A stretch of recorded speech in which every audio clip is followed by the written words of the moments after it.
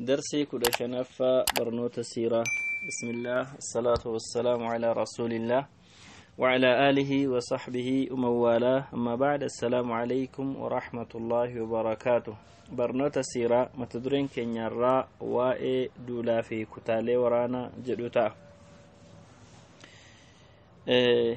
مسلموني akkuma dubbatamee darbe rasuula rabbiitii wajjin alayhi salaatu wassalaam of eeggannoo hedduu keessa turanii meeshaa qabatanii of eegaatu jiranii hayyamni lolaa isaaniif kenname achirra dhaabbatanii ergaman rabbii alayhi salaatu wassalaam sirna kutaalee waraanaa erguu fi duula duuluu qindeessaa turan. namoota muraasa qopheessanii sahaabaa keessaa nam tokko irratti ajajaa godhanii gaafa ergan kutaa akkanaatiin sarii yaani isa akkanaa kana sariyyaa yookiin kutaa waraanaa jenna.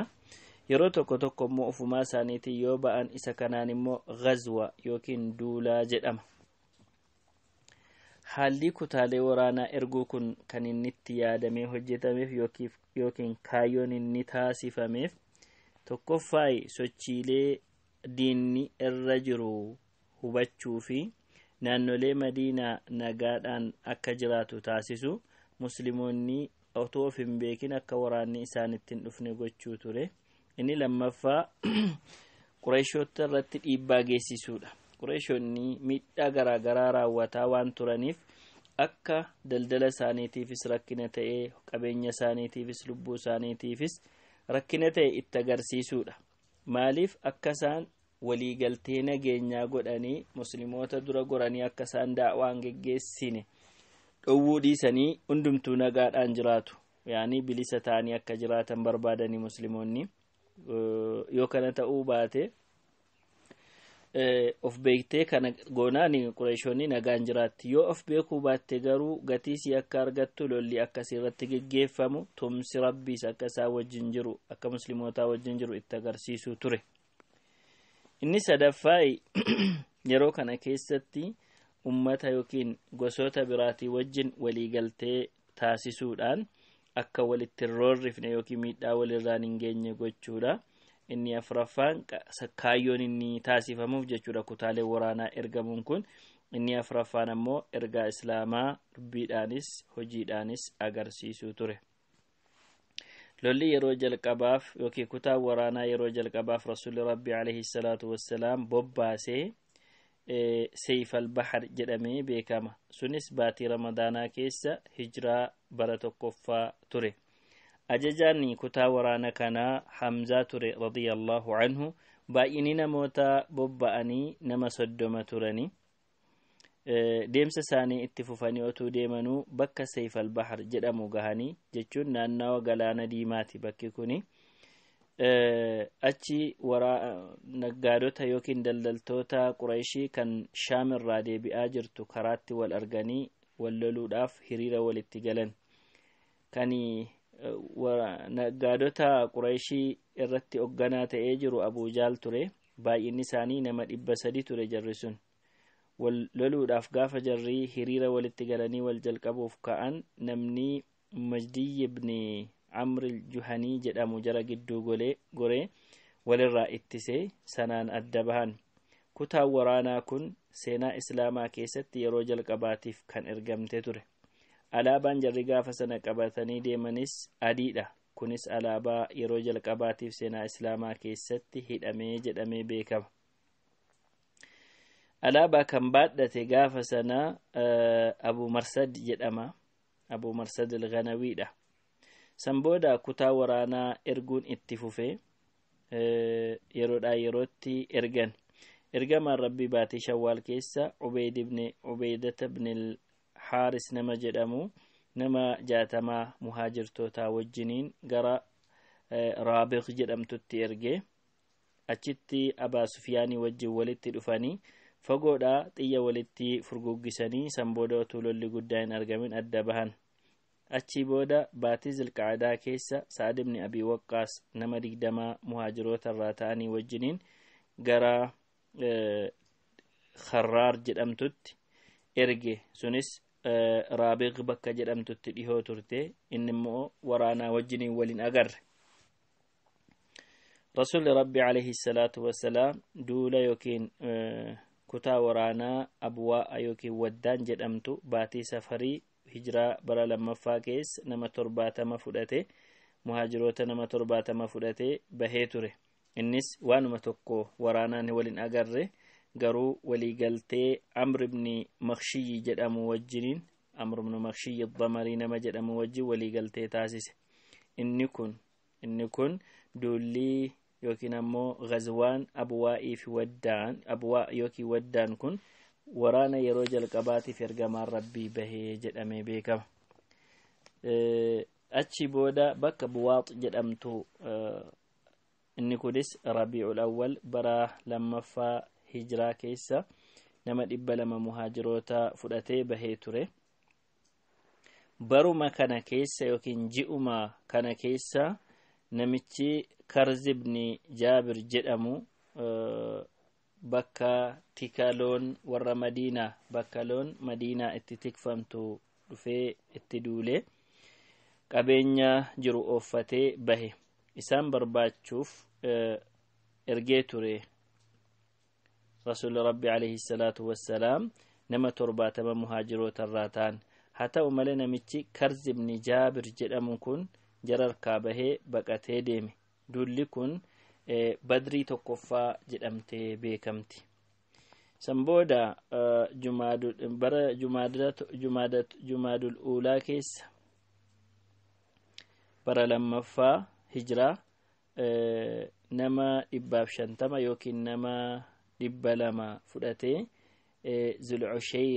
zil'ushayraa kan jedhamtu duula kanarratti hirmaatee ture kunis gaadota qurayshii kan gama shaam yookiin gara shaamitti deemaa jirtu dura goruu ture haa ta'u malee gaafa jarri bakka sana dhaqanii gahan isheen deemtee jirti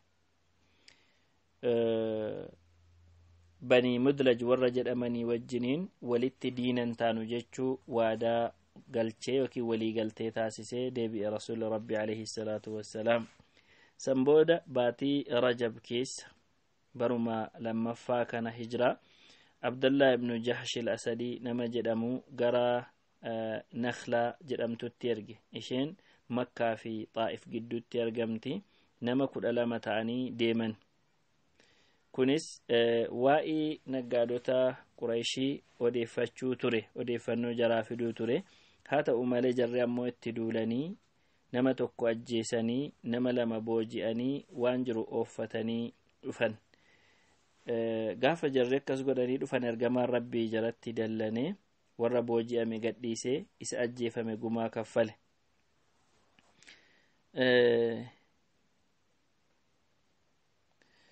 gaafti kun kan inni argame baatii rajab xumura keessa waan tureef mushrikoonni baay'ee holola kaasanii odeessaa turan maal jedhanii muslimoonni ji'a haraama ta'e yookiin ji'a kabaja ta'e keessa waraana bananii jedhanii dubbii kaasaa turan rabbiin kana laalchisee qur'aana buusee akkas jedhe si gaafatu waa'ee ji'a kabaja qabu keessa lola loluu akkamittiin ta'a jedhanii gaafatu ati jedhiin ji'a kana keessa lola loluun sirriidha badii guddaadha ammoo karaa rabbi irraa nama deebisanii rabbitti kafaruun akkasumas masjida haramaa irraa nama deebisuu fi namoota achi keessa jiraatan achi ari'uutu irra guddaadha badii jirurra akkasuma shirkiitu ajjeechaarra irra guddaadha jedhiini jedhee rabbiin qur'aana buusee hanga xumuraatti itti fufe baatii sha'baanaa keessa baruma lammaffaa kana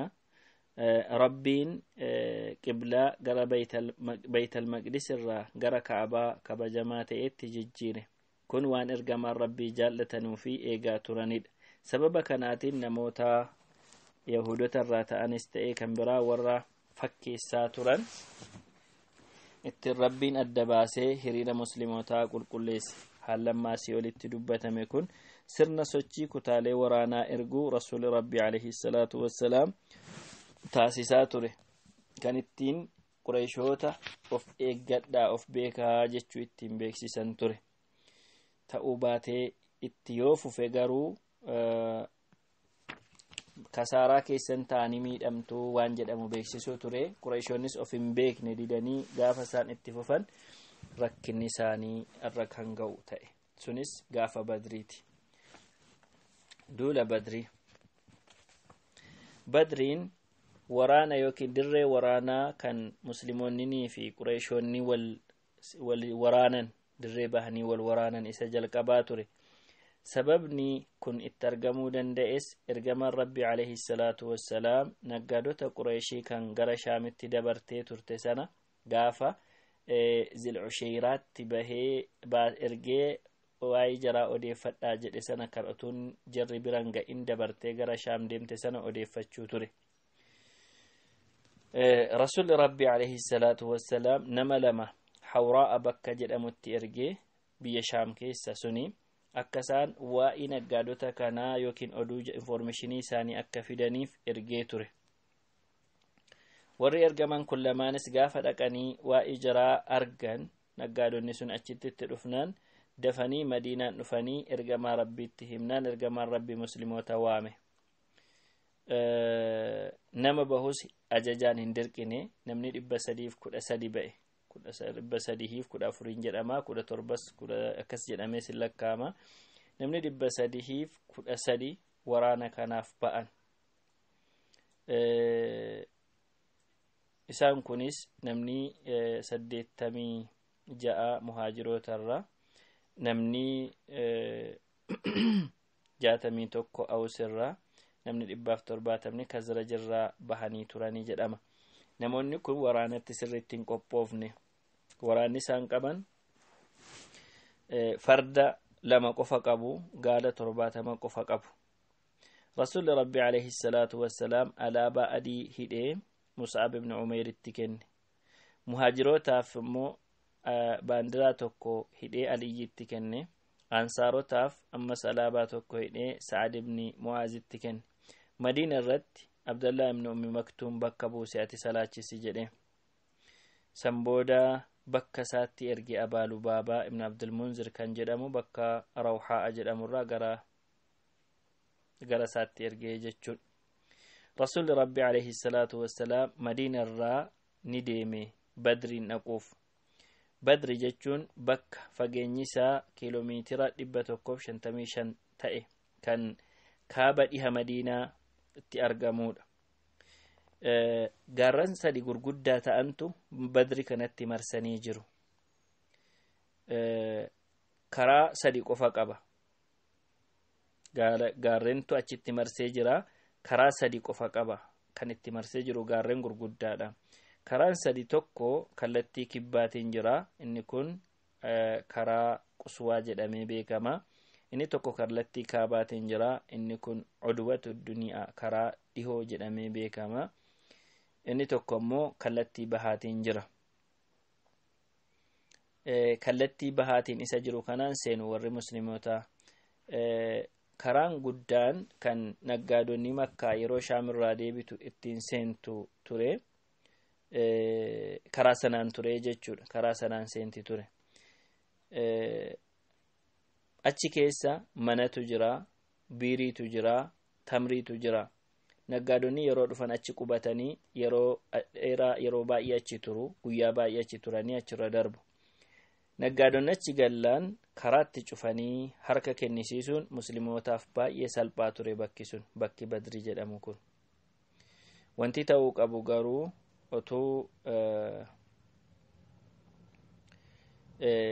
otuu jarrii naggaadotaa waan kana hin hubatin bakka sana qabachuu ture. Kanaaf jecha Rasuulli Rabbiis alayhi salaatu wassalaam nama oduu kana fidu warra dhaqee barbaadee dhufu erganii turan. Naggaadonni namni gaafa baay'inni naggaadota sanaadhaa gaala 1,000 ture. Qabeenya baay'ee ofirraa qabu. Diinaaraa 50,000 ta'u ture baay'inni qabeenya sanaa kan tilmaamamu jechaadha.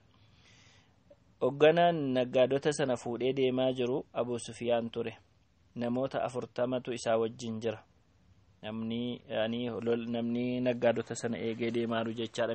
Qabeenya sana eegee deemaaru Abu Sufyaan nama baay'ee of eeggatee deemu ture. Yeroo hundumaa nama dhufee ol darbee gad darbu waan musliimoonni irra jiran gaggaafachaa ture. Booda keessa akka musliimoonni Madiinarraa bahan bare baay'ee fagoo ture. Gaafa sana Badrirraa utuu fagoo jiruuti akka musliimoonni isaaniin loluudhaaf bahan dhagahe.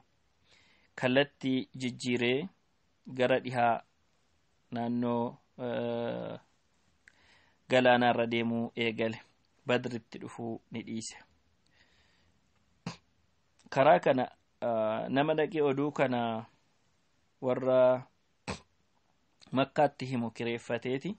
Deemi warra Makkaatti qabeenyi keessan akkasittiin saamamuuf qophaa'aa jira waan jedhamu jedheetti hime. Namichis ni deeme dhaqee itti hime. Warra Makkaatti warri Makkaa daddafanii hundumtuu otuu irraa nafin bahan. Abuu Lahab qofatu hafee jedhama. Qabiilota biraallee yookiin gosoota biraallee waammataniiti kan bahan. Banu Adiyyi qofatu irraa hafee ammas gosoota biraarraa kan hafan Banu Adiyyi warra jedhamanudha. Gaafa waraanni warra Makkaa dhufee Juhfaa bakka jedhamtu gahu xalayaan Abi Sufyaan jara qaqqabe.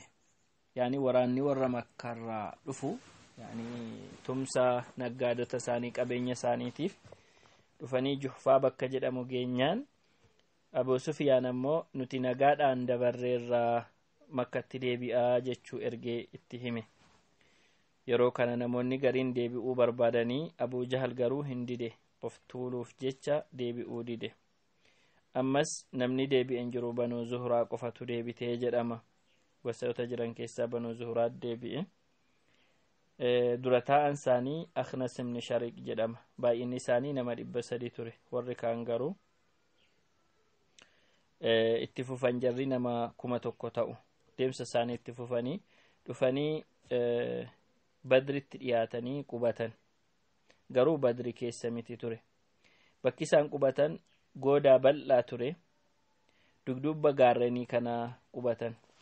Rasuulli Rabbi alayhi salaatu wassalaam akka warri Makkaa waraanaaf bahan bare achi booda sahaabota isaa mariisise.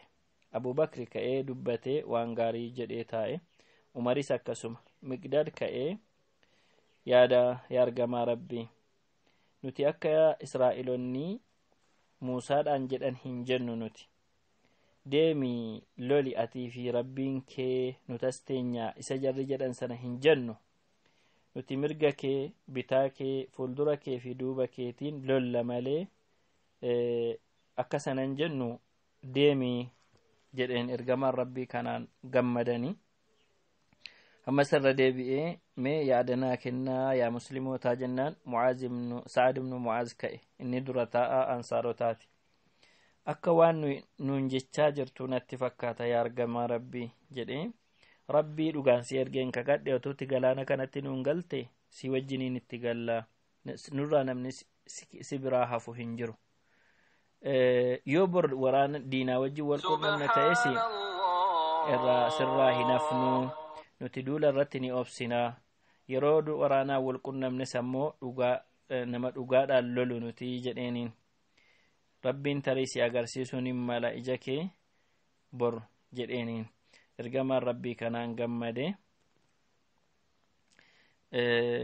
Waan dubbate keessatti ammas itti dabalee Sa'ad ibn Mu'aaz jechuudha. Otuu ati deemaa jetti amma Barkal Gamaad jedhamutti illee ni deemna hamma achi geenyutti jennaan ergamaan Rabbii yaada kanaan baay'ee gammade. Deema gammadaa Rabbiin garee lama keessaa tokko naa filatee jira. Isaan lamaan keessaa garee warra meeshaa qabeenya qabatanii dhufan kanamoo garee warra lolaaf manaa bahee dhufe kana keessaa tokko naaf waadaa galee jira jedhee ergamaan Rabbiis alayhi salaatu wassalaam gammachiisa Rabbiin isaaniif godhe itti hime.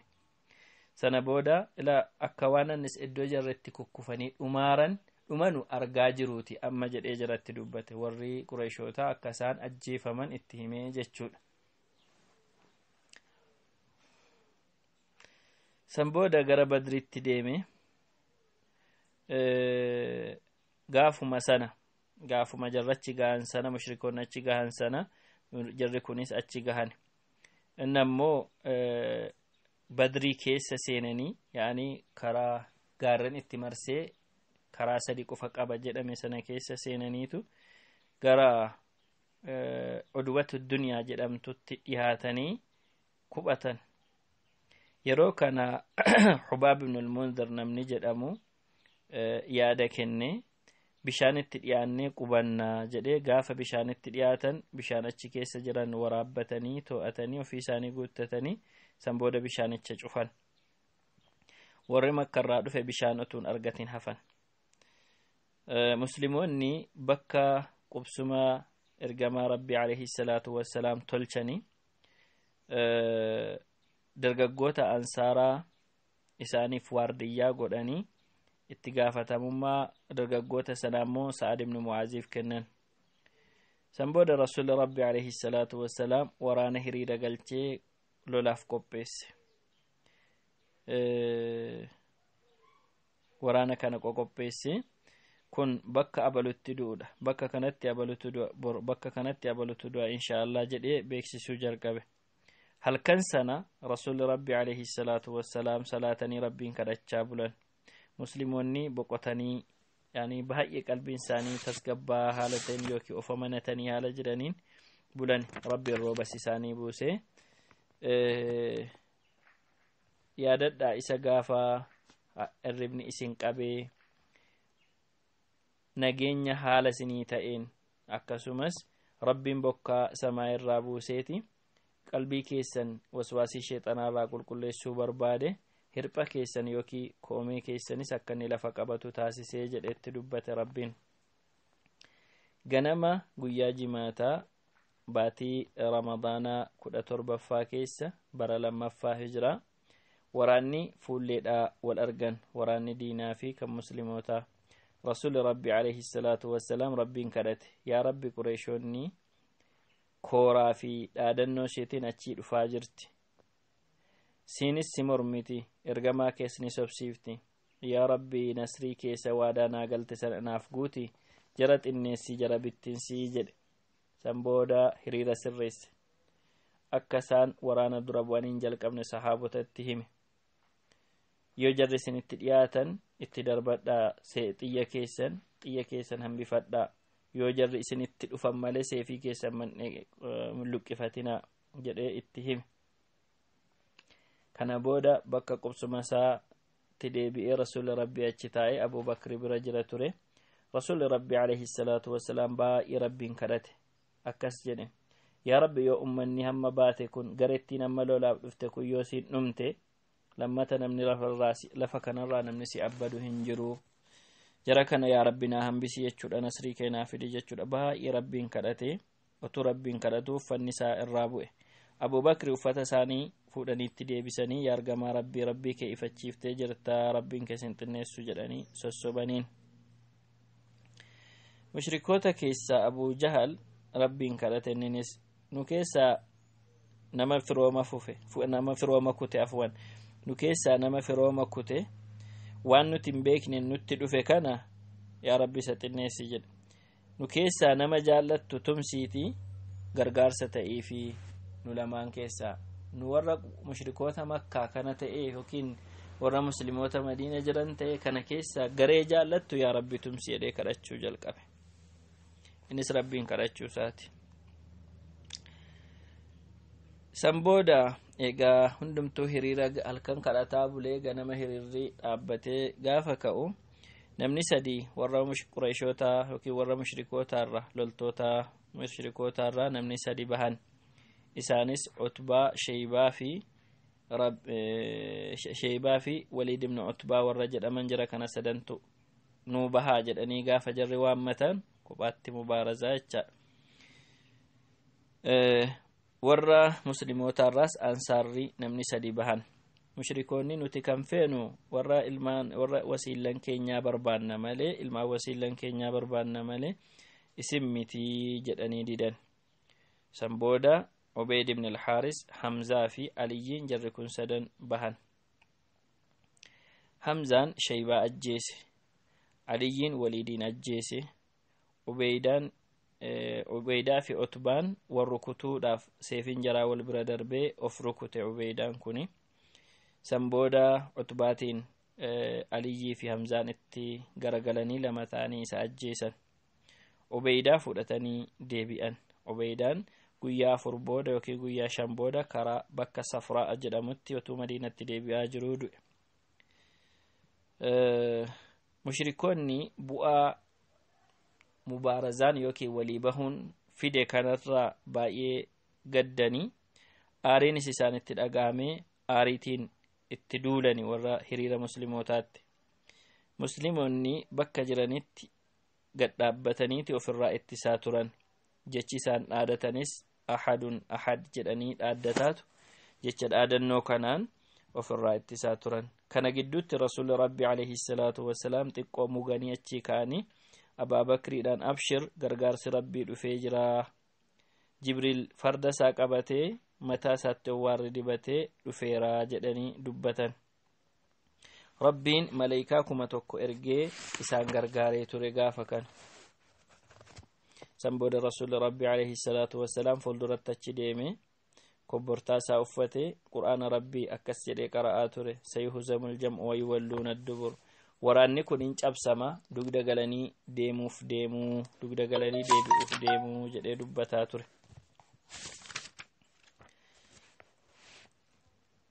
Akkasuma jedha biyyee yookiin cirracha lafaa ammaaree facaase. Gaafa inni facaasu fuula jaraatti nam'ee jarris of duuba deebi'uu jalqaban. Rabbiin akkas jedhee dubbate. Ati hin darbanne gaafa cirracha darbatte kana rabbitu darbatee jedheetti dubbate. Rasuulli rabbii alayhi salaatu wassalaam gaafa jarri of duuba deebi'uu jalqaban muslimootaan faana bu'aatii mushrikoota ari'aa jechuu itti hime. Jarrinis jedhee jara kakaase. Jarrinis ciminaan hamilee guutuudhaan waan ergamaan rabbii isaanii wajjin jiruuf itti fufan.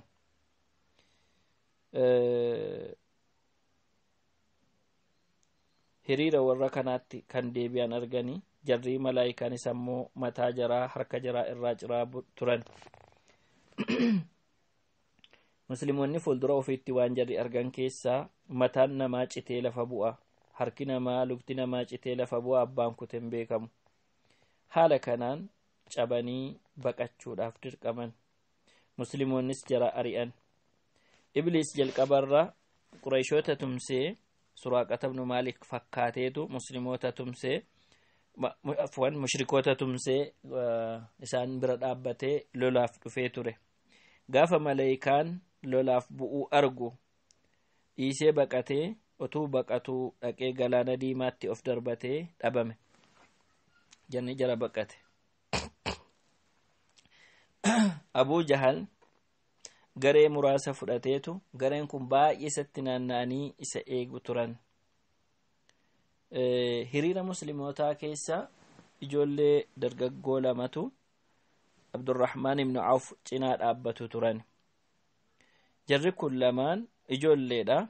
Kana gidduutti Abdurrahmaan ibn Awfiitiin maal jedhu Abuu Jahal nama jedhamu beektaa natti himi jedhaan inni tokko sagalee gadi qabee dhokse. Maaliif jennaani ergamaa rabbii arrabsuu isaan dhagahee yoon arge aniif inni addan baanu nu lamaan keessaa amma abbaan tokko du'utti jedhee itti dubbate. Inni tokkos dhokse akkas jedheetti hime. Yeruma kana yeroo laalu Abdurrahmaan Abuu Jahaliin argee kunnoo isa sana jedhee itti hime. Jarri kun lamaanis fiigaa deemaniiti rukutan jarri lamaanuu. Inni tokko rukutee lukarraa gate luka isaarraa buuse. Inni tokko dhahee gadi isa ciibse. San booda otuu lubbuun keessaan bahin otuu inni lubbuu keessa jiru achi as garagalanii dhufanii ergamaa rabbiitti himanii ijoolleen lamaan ajjeefneerraa jedhanii. Rasuulli rabbiis alayhi salaatu wassalaam seefii ijoollee kana lamaanii ilaalee isin lamaantu ajjeesee jedheen. Ijoolleen lamaan kun inni tokko Mu'aaz jedhama, inni tokko Mu'awwiz jedhama. Mu'awwiz gaafuma sana shahiidee ta'e Mu'aaztu hafe hanga Usmaan khaliifummaa fudhatutti jiraataa ture. Rasuulli rabbii alayhi salaatu wassalaam qabeenya yookiin ammoo meeshaa Abii Jahal irraa fuudhame Mu'aaziif kenne. Gaafa waraanni kun lolee waraanni xumuramu namni barbaachaaf ka'ani Abu Jahaliin barbaachaaf gaafa kaan Abdullah ibn Mas'ud dhaqee arge lubbuun keessa jira ture miila isaa fuudhee morma isaarra kaa'e miila ofii fuudhee Abdullah ibn Mas'ud morma Abi Jahal irra kaa'e areeda isaa qabee mataa isaarraa kutuuf ture rabbi si xinneesse miti yaa aduwwii rabbii jedheen jennaani Abu Jahal maal jedha maaliin na xinneesse namuma tokko ajjeeftan malee maanni kan biraan wanta addaa maaltu dhufe otuu kaa ta'u malee otuu qote gabareen otuu ajjeesuu baattee jedheen tu kamiyyuu haa ta'u san booda akkas jedheen mee natti mimee eenyutu injifannoo argate har'aa jedhee gaafannaani injifannoon har'a kan rabbii fi kan ergamaa isaatii jedheen Abu Jahal as deebi'ee waan guddaa waa yaabbachuu hin dandeenye yaabbatteetta yaa eegduu busaayee jedhee arrabseen san booda Abdullah ibn Mas'ud mataa isaarraa muree ergamaa rabbiitti fide Allahu akbar jedhe rasuulli rabbii isaa faarsee rabbiin waan waadaa naa galee naa guute tumsa sanaa kenne kaafira bittimsee namichi kun ummata fir'aunaa ummata kanaati jedheen guyyaan kun guyyaa adda bahiinsaa jedhamee beekama sababiin isaatis kufrii fi iimaanatu dirree bahee wallolaati kan ture kana keessatti namni abbaa isaa lole ilmaan isaa eessuma isaa akkasumas fira isaatti dhiyoo lolaa ture Umar eessuma isaa Aasiin lole ajjeese Abu Bakr as keessatti Abdurrahmaaniin ilma isaatiin walitti dhufe namoonnis muslimoonni Abbaas wasiila ergamaa rabbii booji'an bifa kanaan bara guyyaa 17ffaa baatii ramadaanaa keessa haalli kun ta'e jechuudha dirree kanatti namni ajjeefame nama 14 muslimootarraa ta'an nama 6 muhaajirootarraa nama 8 ammoo ansaarotarraa ture jarri kun dirreedhuma badrii sanatti awwaalaman mushrikoonni nama 70 ajjeefame nama 70tu booji'ame irra baay'een isaanii dura buutota Qurayshii turan namni 24 akkuma jiraniin reefqi isaanii boolla qaliib jedhamutti yookiin bi'r qaliib jedhamutti gototaman isatti guuraman rasuulli rabbi alayhi salaatu wassalaam dirree badrii irra guyyaa 3 ture gaafa deebi'uuf ka'u dhaqee boolla sanarra dhaabatee maqaa jaraatiin jara waame otuu rabbiif ajajamtanii ergamaa isaatiif ajajamtanii isinittiin tolu ture jedhee gaafateen ani rabbiin waan naaf wareege argadheen jira isinis waan rabbi isiniif wareege argattaniirtu jedhee reefqa boolla keessa jirutti dubbate Umar yaa ergamaa rabbii maal nama lubbuun qabnetti haasoftaa jennaan isin jara sana caalaa hin dhageessanii waan ani dubbadhu garuu deebisuu hin danda'anii jedheen oduun dirree kana waraanni kun waan inni ta'e irra ga'e yookiin bu'aan waraana kanaa dhaqee gaafa warra mushrikootaatti himamu namoonni warri baqatanii deebi'an dhaqanii gaafa himan boo'icha dhowwaman hin boo'inaa musliimoonni sin gammadu jedhanii boo'icha dhowwaman Aswad ibn al-Muttalib namni jedhamu ilmaan 3tu jalaa du'e boo'icha dhowwamee ture haala kanaan baay'ee gadda keessa turan jarri warri Madiinaa ammoo rasuulli rabbi alayhi salaatu wassalaam warra gammachiisu yookiin misraachuu himu Abdullah ibn Rawaahatii fi Zayd ibn al-Haarisaa warra Madiinaatti ergee ture sababiin isaa Yahudonni sodaa uumanii turan jeequmsa uumanii turani injifannoon akkan argamne odeessanii jechuudha gaafa oduun kun naqee isaan gahu baay'ee gammadanii Madiina baay'ee urgufamte Allahu akbar la ilaha illa Allah jechuudhaan namoonni gurguddoon yookiin namoonni gariin Madiina irraa bahanii ergamaa rabbii simachuuf deeman rasuulli rabbii alayhi salaatu wassalaam tumsa kana argatee gara Madiinaatti qajeele boojuu fi booji'amtoota fudhate gaafa dhaqee bakka Safraa jedhamu gahu boojuu isaa seerri boojuu itti himame seerri boojuu itti himamnaan harka 5 keessaa harka tokko fuudhee isarraa hafe namootaaf hire warra loltootaaf hire Safraa kanatti Nadr ibn al-Haaris nama jedhamu ajjeese kan isa ajjeese Aliyyii ture. Gaafa Dhibyaa bakka jedhamtu gahu ammas Uqbata ibn Abi Mu'ayt ajjeesise. Kan ajjeese Aasim ibn Thaabit jedhama yookiin Aliyyiidha jedhama. Dura buutonni muslimaa kan ergamaa rabbii simachuudhaaf bahan bakka Rawhaa jedhamutti ergamaa rabbiitti dhufanii ergamaan rabbiis gammachuu isaa fudhatee garas deebi'e. Gaafa kana gaafa ergamaan rabbii Badritti injifannoo gonfatee deebi'u namoonni baay'ee muslima ta'an isaan keessaa Abdallah ibn Ubayy fi namni isa fakkaatu islimnaa isaanii mul'isan sodaarraan kan ka'e. Egaan Madiinatti galanii gaafa jedhan seerri waa'inii booji'amtoota kan booji'otu hin ta'in booji'amtoota namoota booji'aman kana laalchisee wanti tokko ka'e. Rasuulli Rabbii alayhi salaatu wassalaam Abu Bakri faa namoota mari'achiisee jennaan Abu Bakri gubboon fudhatamee warri kun haa gadhiifamanii jechuu yaada kaase. Umar ammoo ajjeefamuu qabu jechuu yaada kaase. Gubboon silaa jarri kaffalanii yookiin ittiin of bitanii bahan maal ture? 4,000 yookiin 3,000 hanga 1,000 kan ta'u kana dirhama hamma kana kennanii bahuu ture.